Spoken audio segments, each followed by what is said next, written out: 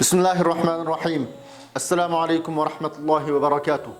أيها المسلمون، في الوقت الذي تشهد فيه تركستان الشرقية تطهير عرقي وثقافي وديني، يتم تدنيس كلمة التوحيد وشعار الإسلام: أشهد أن لا إله إلا الله وأشهد أن محمد رسول الله.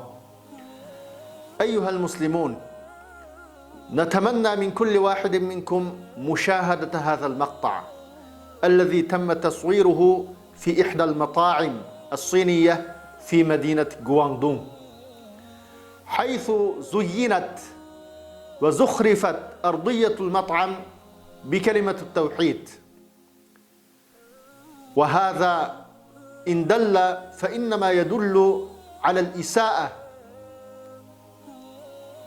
إلى الإسلام والمسلمين جميعا. فهل من مشمر للرد على هذه الإساءة الصينية؟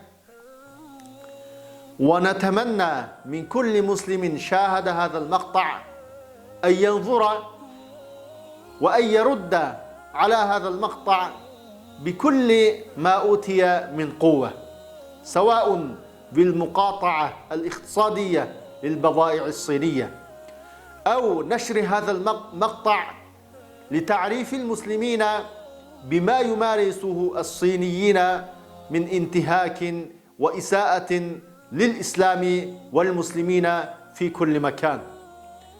ولا تكتفوا أيها المسلمون بمجرد الكلمة فقط أو التعاطف مع إخوانكم في تركستان الشرقية فقط، وإنما افعلوا كل بما يستطيع وبما يقدر على فعله، والكل مسؤول أمام الله عز وجل يوم القيامة، يوم يقف الجميع ويوم يسأل الجميع: ماذا قدمت لهذا الدين؟